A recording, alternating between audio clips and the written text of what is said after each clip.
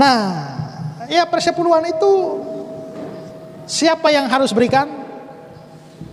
Bukan semua orang, tapi semua orang yang mempunyai penghasilan. Kan persepuluhan itu adalah 10% dari pekerjaan. Kalau tidak punya pekerjaan, ya mau dikasih apa? Ya, 10% dari pekerjaan rutin. Orang kalau nggak mau bayar perpuluhan nggak apa-apa. Semua hamba-hamba Tuhan yang bilang nggak usah bayar perpuluhan nggak apa-apa, bayar 2,5. Nggak usah 10%, 2,5. Tapi sembayangnya 5 kali sehari. Iya dong, enak aja. Udah cuma 2,5 mau seminggu sekali. Beda kelas. Pernah nggak kita dengar ya ada pendeta, ada khotbah bilang begini, kasih perpuluhan, kasih persembahan, makin banyak kasih perpuluhan, berkatmu makin besar, kasih 100.000, nanti dapatnya 1 juta. Nah, pernah nggak kita dengar model-model begitu? Apa benar model persembahan dan perpuluhan kayak begitu? Apalagi di dalam YouTuber ya, banyak yang bilang itu semua adalah dagelan-dagelan, jalan-jalan jahat pendeta cari uang.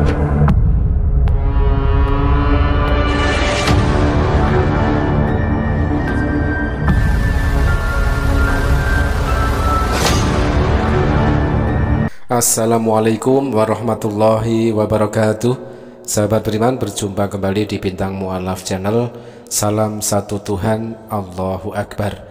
Sahabat, pernah viral beberapa bulan yang lalu Pendeta Gilbert Lumoindong membandingkan perpuluhan dengan zakat 10% dibandingkan dengan 2,5%, dan di situ ada nada mengolok-olok dari Pendeta Gilbert Lumoindong mengolok-olok ibadah zakat yang dijalankan oleh umat Islam. Nah, sahabat, tentang perpuluhan kali ini kita juga akan tampilkan statement dari Pendeta Esra Soru yang juga menjawab pertanyaan dari jemaat yang bertanya tentang perpuluhan.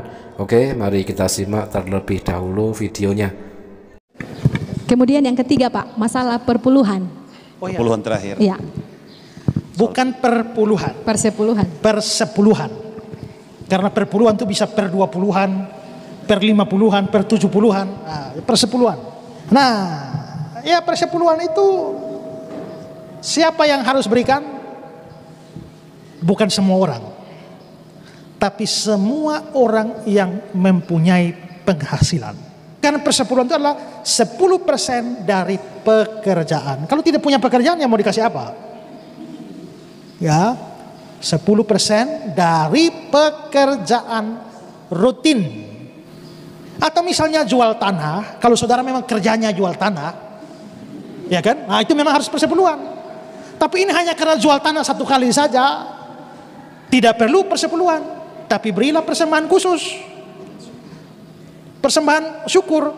Persembahan syukur terserah, mau 10% juga boleh, 30% juga boleh. Kan itu kan kerelaan masing-masing.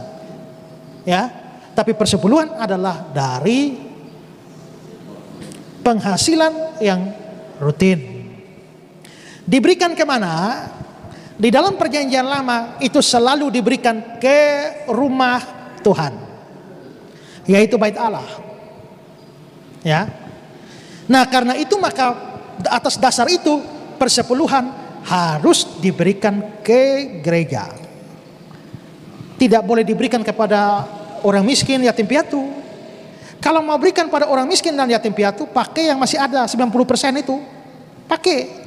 Tapi 10% itu adalah tanggung jawab orang Kristen pada gereja. Persepuluhan harus diberikan kepada gereja, bukan kepada pendeta. Tetapi kita akan dengarkan statement dari Pendeta Gilbert Lumoindong. Apalagi anaknya ya, yang sempat viral beberapa waktu yang lalu, sempat memaksa jemaatnya untuk mengirimkan sejumlah uang melalui nomor rekening paling lambat besok jam 2 siang. Ini adalah bisikan Roh Kudus. Jadi mengatasnamakan Roh Kudus demi untuk memaksa para jemaatnya mengirimkan ataupun mentransfer perpuluhan kepada anak dari Pendeta Gilbert Lumoindong. Dan video itu sudah viral dan sudah sempat kita reaction juga di channel ini. Tetapi langsung saja mari kita simak bagaimanakah statement dari Pendeta Gilbert Lumoindong tentang perpuluhan. Orang kalau nggak mau bayar perpuluhan nggak apa-apa. Semua hamba-hamba Tuhan yang bilang nggak usah bayar perpuluhan nggak apa-apa, bayar 2,5. Nggak usah 10%, 2,5. Tapi sembayangnya 5 kali sehari. Iya dong, enak aja. Udah cuma 2,5 mau seminggu sekali. Beda kelas. jelas. Pernah nggak kita dengar ya, ada pendeta, ada khotbah bilang begini, kasih perpuluhan, kasih persembahan, makin banyak kasih perpuluhan, berkatmu makin besar, kasih 100.000, nanti dapatnya 1 juta. Nah, pernah nggak kita dengar model-model begitu? Apa benar model persembahan dan perpuluhan kayak begitu? Apalagi di dalam YouTuber ya, banyak yang bilang itu semua adalah dagelan-dagelan, jalan-jalan jahat pendeta cari uang. Ya, itulah pendeta Gilbert Lumoindong yang mana dia dibela-belain menghina dan mengolok-olok syariat di dalam agama Islam, yaitu zakat yang 2,5% dibandingkan dengan perpuluhan yaitu 10% di dalam ajaran pendeta Gilbert Lumoindong. Sebenarnya nggak nyambung jika pendeta Gilbert Lumoindong itu mengetahui bahwa zakat di dalam agama Islam itu dilakukan setahun sekali, dan itu pun ada syarat-syarat dan ketentuan di dalamnya, dan kepada siapa zakat tersebut diberikan. Tidak seperti perpuluhan yang dilakukan setiap 1 bulan sekali. Dan yang menanggapi tadi adalah juga orang Kristen, teman-teman ya. Disclaimernya, yang menanggapi statement dari pendeta Gilbert Lumoindong tadi adalah juga orang Kristen. Dibilangnya hal-hal seperti itu adalah dagelan, jalan jahat para pendeta untuk mencari uang. Sangat menohok sekali. Oke teman-teman, selanjutnya kita akan lanjut tentang perpuluhan yang ternyata menjadi faktor bagi para jemaat gereja itu lalu akhirnya enggan atau malas pergi ke gereja. Saya mendapatkan sebuah berita dilansir dari CNN yang diunggah pada Sabtu tanggal 8 Juli 2023. Kenapa gereja-gereja di Eropa makin sepi jemaat? Nah, mari kita tengok beritanya. Jakarta, CNN Indonesia, sejumlah gereja di negara-negara Eropa belakangan makin sepi jemaat hingga beberapa beralih fungsi, mulai dari jadi bar sampai tempat bermain skateboard. Nah, kalau pendeta Mel Atok bilang gereja-gereja tutup, itu berubah menjadi pasar, menjadi bioskop, dan bahkan ada yang berubah menjadi masjid. Lihat aja di Amerika. Gereja-gereja udah tutup, gereja beralih fungsi, gereja jadi pasar, gereja jadi bioskop, bahkan ada gereja jadi masjid. Fenomena ini terlihat di sejumlah negara Eropa seperti Jerman, Belgia, Belanda, Inggris, Skotlandia, hingga Swedia. Diberitakan Deutsche Welle, jumlah jemaat yang meninggalkan gereja Katolik di Jerman bahkan melonjak hingga 522.821 orang pada tahun 2022, dan angka ini meningkat dari semula 359.338 jemaat pada tahun 2021. Terjadi peningkatan jumlah jemaat yang meninggalkan gereja. Mengapa bisa demikian? Fenomena di Jerman ini ditengarai terjadi akibat sejumlah skandal yang menimpa gereja. Salah satunya pelecehan seksual pastor terhadap jemaat. Apalagi kalau kita tengok berita di Prancis ya, ada sebanyak 216.000 anak-anak sekolah minggu ditusbol oleh para pastor-pastornya.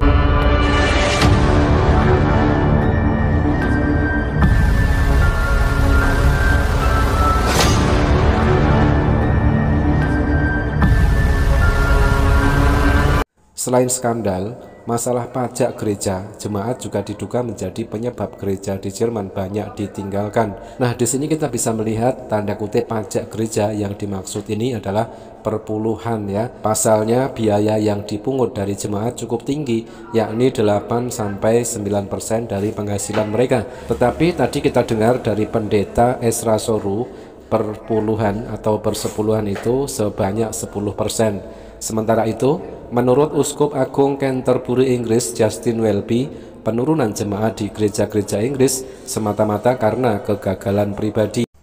Perpuluhan menjadi faktor utama bagi para jemaat gereja. Kenapa lalu enggan atau malas pergi ke gereja? Karena perpuluhan sangat memberatkan. Lalu, kapankah fenomena tersebut akan terjadi di Indonesia? Oke teman-teman, terima kasih, mudah-mudahan terhibur dan bermanfaat.